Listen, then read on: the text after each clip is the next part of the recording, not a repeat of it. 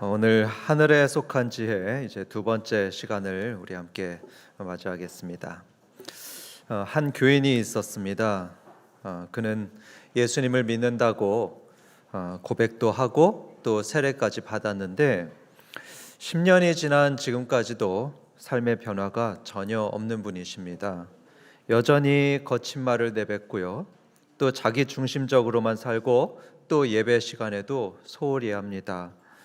과연 이분을 믿는 분이라고 할 수 있겠습니까? 훗날 하나님의 심판대 앞에 서게 될 때 그는 구원받을 수 있을까요? 이 질문 앞에서 성도들의 생각은 둘로 나뉘게 됩니다. 어떤 분들은 오직 믿음으로 구원받는다고 했으니까 비록 변화가 없더라도 믿기만 하면 구원받습니다, 이렇게 얘기하는 분들 계십니다. 그런데 다른 분들은 삶의 변화가 없으면 그건 진정한 믿음이 아니야, 그런 믿음으로는 구원받지 못해, 이렇게 말하기도 합니다. 이 문제에 대해서 오늘 야고보서는 명확한 답을 제시하고 있습니다. 2장 14절 보도록 하겠습니다. 내 형제들아, 만일 사람이 믿음이 있노라 하고 행함이 없으면 무슨 유익이 있으리요? 이건 헛되다는 의미죠. 헛되다. 그 믿음이 능히 자기를 구원하겠느냐? 여기 보면 성경은 굉장히 단호합니다. 행함이 없는 믿음은 그런 믿음으로는 구원받지 못한다 합니다. 믿음과 행함은요, 이 몸과 영혼처럼 뗄래야 뗄 수가 없는 겁니다. 그러니까 행함이 동반되지 않는 믿음은 가짜 믿음이다, 헛된 믿음이다 말을 합니다. 성도 여러분, 저는 지금 우리의 영원한 운명이 달린 정말로 중요한 이슈를 말씀드리고 있습니다. 만약에 우리가 믿음이 있다고 하면서 그 믿음이 사실은 행함이 없는 믿음이고 가짜 믿음이라면 우리는 구원받지 못합니다. 믿음이 있다고 착각한 것뿐입니다. 믿음이 있다고 착각하다가 결국에 영원한 멸망을 맞이할 수 있습니다. 그래서 저는 지금 정말로 간절한 마음으로 설교하고 있습니다. 마치 피를 토하는 심정으로 지금 설교하고 있는 겁니다. 겉으로는 그렇게 안 보이지만요, 속은 그렇습니다. 성도 여러분, 진짜 믿음을 가져야 됩니다. 행함이 있는 믿음을 가져야 됩니다. 그런 믿음을 가지셔서 주님 나라 임할 때 우리 성도들 모두가 구원받으시기를 간절히 바랍니다. 오늘 본문을 보면 두 종류의 믿음이 나오는데요, 아까 말씀드린 가짜 믿음과 진짜 믿음, 이 두 종류의 믿음이 나옵니다. 마치 물건에도 진품과 가품이 있지 않습니까? 물건에 가품과 진품이 있듯이 믿음에도 가짜와 진짜가 있는데요, 본문은 먼저 우리가 피해야 될 가짜 믿음에 대해서 지금 보여주고 있습니다. 가짜 믿음은 두 가지로 나타난다고 말하는데요, 그 중에 첫 번째로는 말뿐인 믿음으로 나타난다고 합니다. 말뿐인 믿음은 가짜 믿음입니다. 15절 16절 봅니다. 만일 형제나 자매가 헐벗고 일용할 양식이 없는데 너희 중에 누구든지 그에게 이르되 평안히 가라, 덥게 하라, 배부르게 하라 하며 그 몸에 쓸 것을 주지 아니하면 무슨 유익이 있으리요 하죠. 여기에 안타까운 장면이 나옵니다. 어떤 헐벗고 배를 굶주리고 있는 형제 자매가 있다고 합니다. 그에게 필요한 건 뭘까요? 따뜻한 옷입니다. 또 따뜻한 밥 한 끼입니다. 그런데 그를 본 어떤 사람이 이런 말을 해줬다고 합니다. 평안히 가십시오. 추운 겨울인데 따뜻하게 옷 입으십시오. 또 배부르게 드십시오. 들어보면 아주 좋은 말들입니다. 동정어린 말이고 따뜻한 말입니다. 그런데 문제는요, 그뿐이라는 데 있습니다. 말만 하고 실제적으로는 아무 도움도 주지 않고 있습니다. 참고로 여기서 전제가 있는데요, 삶의 여유가 있는 사람이 그렇게 했다는 겁니다. 이런 말뿐인 신앙, 행함이 없는 신앙에 대해서 17절에서는 이렇게 말씀하고 있습니다. 17절, 이와 같이 행함이 없는 믿음은 그 자체가 죽은 것이라 합니다. 행함이 없는 믿음은 죽은 믿음이라고 합니다. 사실은 믿음이 없다는 말이죠. 예를 들면 이런 겁니다. 성경 공부는 열심히 하는데 이웃사랑을 실천하지 않는 것, 그거 죽은 믿음입니다. 예배는 항상 드리는데 10여 년 동안 계속 같은 죄를 짓습니다. 그러면서 죄책감을 하나도 안 느낍니다. 그거 죽은 믿음입니다. 입으로는 아버지, 주여 이렇게 늘 말하는데 그 삶은 불신자하고 전혀 다르지 않은 것, 그거 죽은 믿음이고요. 사실은 믿음이 없는 겁니다. 우리는 명심해야 됩니다. 이렇게 말뿐인 믿음, 행함이 없는 믿음은 죽은 믿음입니다. 그런 믿음으로는 구원을 받을 수 없습니다. 두 번째로 가짜 믿음에는 뭐가 있느냐 하면 지식뿐인 믿음도 있습니다. 지식뿐인 믿음. 19절 보겠습니다. 내가 하나님은 한 분이신 줄을 믿느냐? 잘하는도다. 귀신들도 믿고 떠느니라. 이 말씀은 우리에게 충격적인 사실을 전해주고 있습니다. 귀신들도요, 믿음이 있다고 합니다. 어떤 믿음이 있냐면 이들은 하나님께서 여럿이 있는 게 아니고 오직 한 분뿐이라는 것을 믿고 있습니다. 힌두교에서는 여러 신들을 믿고 있잖아요. 그런데 이 귀신들이요, 하나님을 여러 신으로 믿고 있지 않고 한 분뿐이라고 정확하게 믿고 있고요. 심지어는 그 하나님을 두려워하기까지 한답니다. 그분 앞에 떤다고 합니다. 여러분, 이건요, 웬만한 불신자들보다도 더 나은 믿음입니다. 지금도 수많은 사람들이 하나님을 안 믿고 있죠. 하나님 계시다고 믿질 않습니다. 그런데 귀신들은요, 하나님이 계시다고 믿고 있습니다. 또 그분이 유일한 신이라는 그 교리도 믿고 있고요. 심지어 그 앞에서 떨기까지 하고 있습니다. 무서워서 떨기까지 해요. 그러니까 귀신들은 이 지식으로나 감정적으로나 하나님을 인정하고 있고 또 믿고 있습니다. 하지만 여러분, 이 귀신들이 하나님께 경배할까요? 아니요. 절대 하나님께 경배하지 않습니다.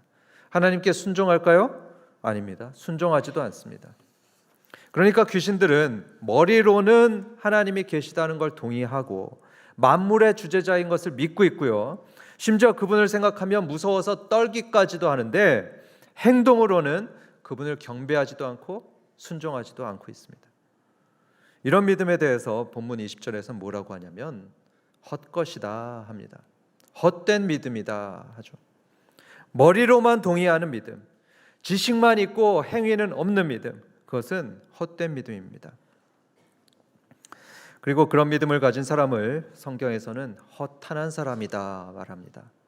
허탄한 사람, 이거의 원어로는 엔트로포스 케노스라고 하는데요, 지혜가 없는 사람입니다. 어리석은 사람이라는 뜻입니다. 예를 들면은 성경 지식은 많습니다. 성경 지식은 많고 교리도 많이 아는 어떤 사람이 있다고 해보죠. 그 입에서는 은혜로운 말씀이 막 줄줄줄줄 나옵니다. 그런데 말씀에 대한 순종이 없습니다. 말씀에 대해서 행함이 없습니다. 그런 사람에 대해서 야고보 사도는 믿음이 좋다고 말하지 않습니다. 대신 20절을 보면 아, 허탄한 사람이여 합니다. 어리석은 사람이여, 탄식을 합니다. 탄식하고 있어요. 행함이 없으면 그런 겁니다. 행하지 않는다면 그가 가진 모든 성경 지식은 다 헛된 것입니다. 사랑하는 성도 여러분, 저도 그렇고요. 우리 모두 명심해야 됩니다. 머리로만 믿고 행동은 없는 신앙, 순종하지 않는 신앙은 가짜 믿음입니다. 헛된 믿음이고요. 죽은 믿음입니다. 그런 믿음으로는 구원받을 수 없다는 이 하나님의 말씀을 우리는 진지하게 들어야 됩니다. 여기까지는 가짜 믿음에 대해서 들었고요. 이제부터는 진짜 믿음에 대해서 듣도록 하겠습니다. 야고보 사도는 18절에서 아주 중요한 진리를 말씀하고 있습니다. 18절입니다. 어떤 사람은 말하기를 너는 믿음이 있고 나는 행함이 있으니 행함이 없는 너의 믿음을 내게 보이라. 나는 행함으로 나의 믿음을 내게 보이리라 하리라. 여기 보면 여러분 형광펜으로 칠 수 있으면 치시면 좋겠는데요. 너의 믿음을 나에게 보이라 합니다. 그리고 또 내 믿음을 내게 보이리라 합니다. 보인다 하죠. 여러분, 진짜 믿음은요, 눈에 보이는 게 진짜 믿음이라는 것입니다. 다시 말씀드립니다. 눈에 보이는 게 진짜 믿음입니다. 어떻게 봅니까? 이 믿음이라는 것은 두뇌 속에 있는 거고 마치 마음속의 신념 같은 건데 그게 어떻게 보입니까? 하죠. 그런데 야고보 사도는 말하는데요, 진짜 믿음은요, 눈에 보이는 거라고 합니다. 어떻게 볼 수 있냐 하면 그의 삶을 통해서 볼 수 있다고 합니다. 그의 삶을 보고 그가 순종하는 것을 보게 되면 우린 그의 믿음이 진짜인지 가짜인지 그걸 볼 수가 있습니다. 성도 여러분, 반복하는데요, 진짜 믿음은 눈에 보인다는 거 그거 기억하시기 바랍니다. 이 사실을 분명하게 보여주기 위해서 야고보 사도는 아브라함의 예를 들어서 설명하고 있습니다. 21절입니다. 우리 조상 아브라함이 그 아들 이삭을 제단에 바칠 때에 행함으로 의롭다 하심을 받은 것 아니냐. 아브라함이라고 하면 믿음의 조상이죠. 믿음의 조상의 이 얘기를 보면은 참 놀랍습니다. 이 아브라함은 100세 때에, 그러니까 애를 낳을 수 없는 그 나이에 하나님의 은혜로 아들을 얻었죠. 이삭이라는 아들을 얻었습니다. 그런데 하나님은 그렇게 아들을 주시고 나서 정말 놀랍게도 그 귀한 아들을 바치라고 합니다. 그 주신 그 귀한 아들을 제물로 바치라고 하나님이 명령을 하십니다. 아브라함이 어떻게 했을까요?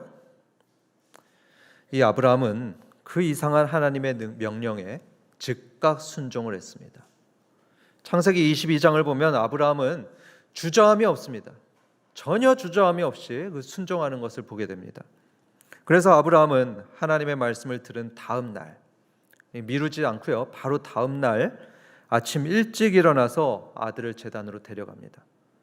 제단으로 데려가서 아들을 결박하고 칼로 내리치려 합니다. 어떻게 그렇게 할 수 있었을까? 아브라함에게는 이런 믿음이 있었습니다.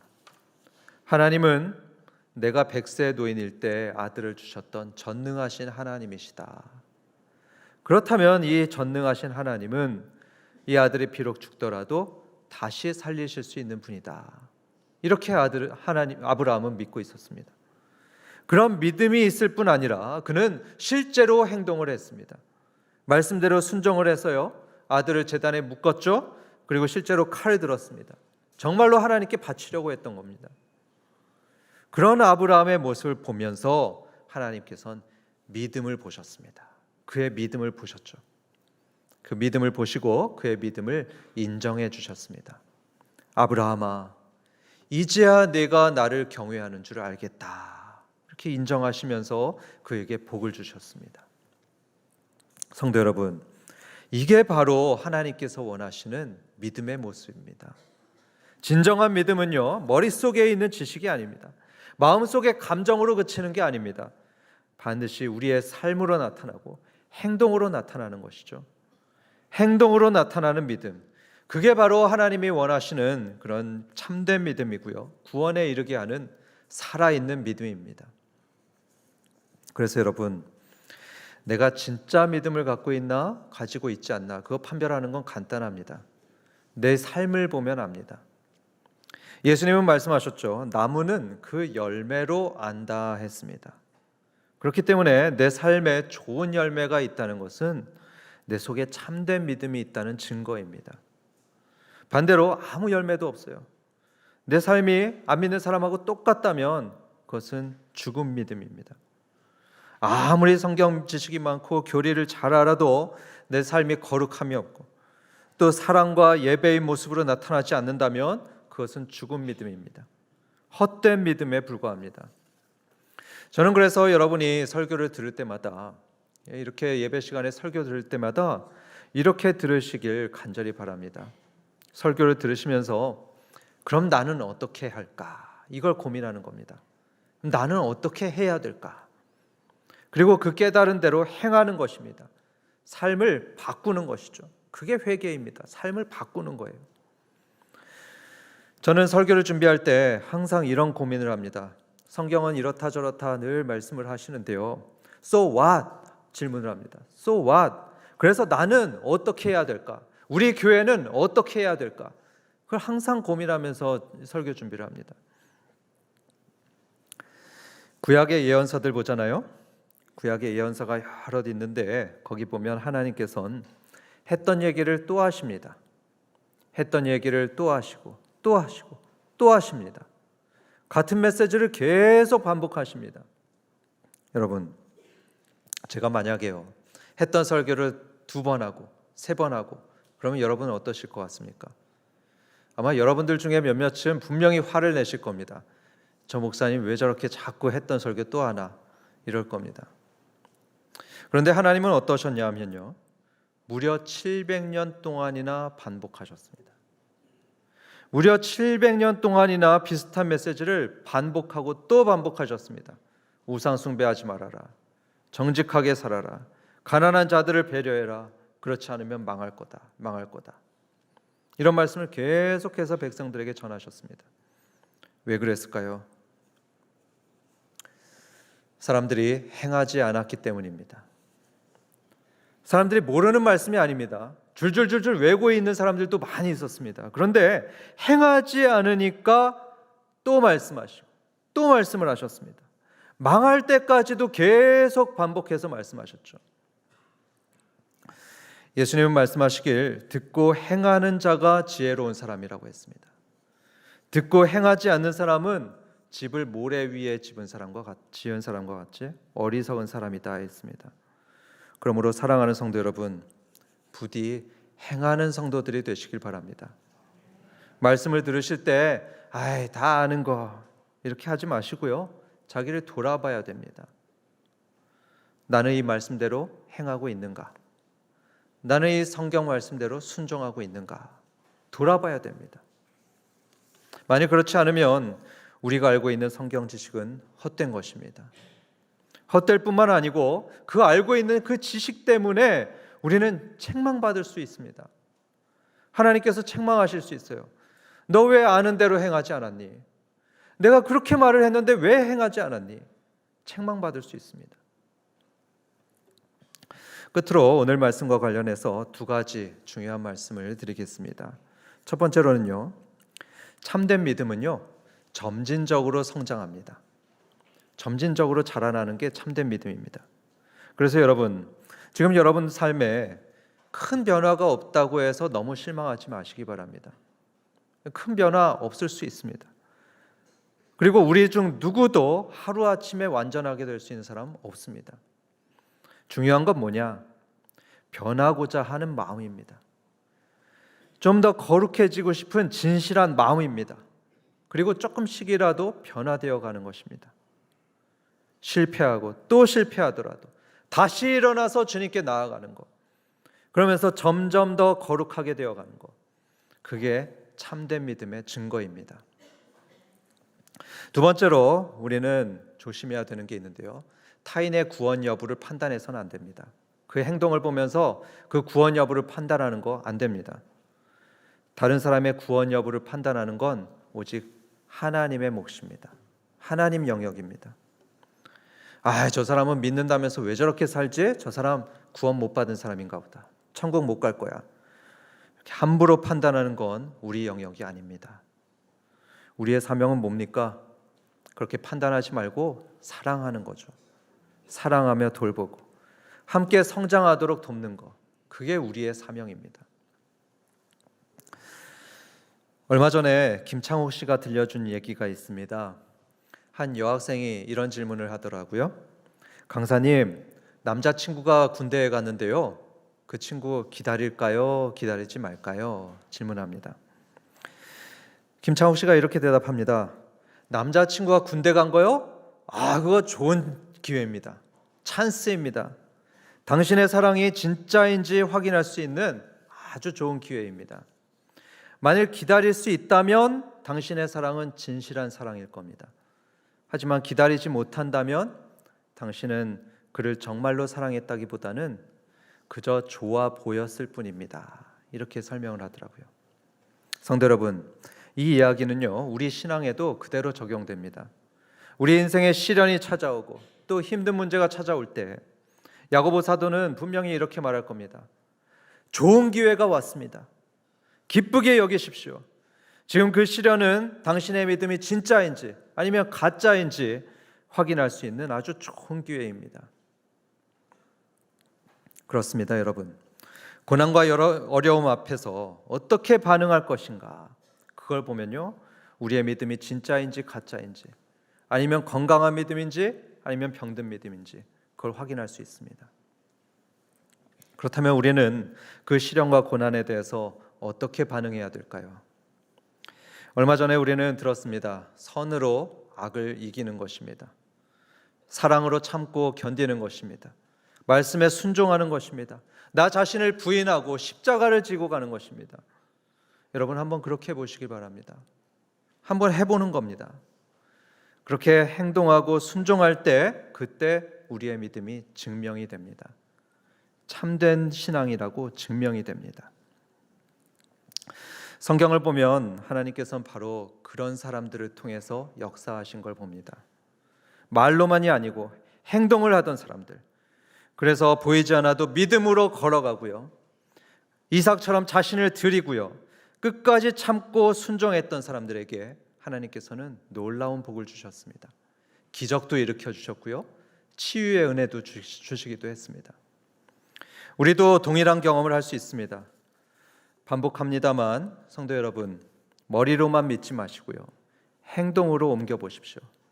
말씀대로 살아보시기 바랍니다. 사랑으로 섬기시고요, 정직하게 살아보시고요, 주의 성수도 해보시기 바랍니다.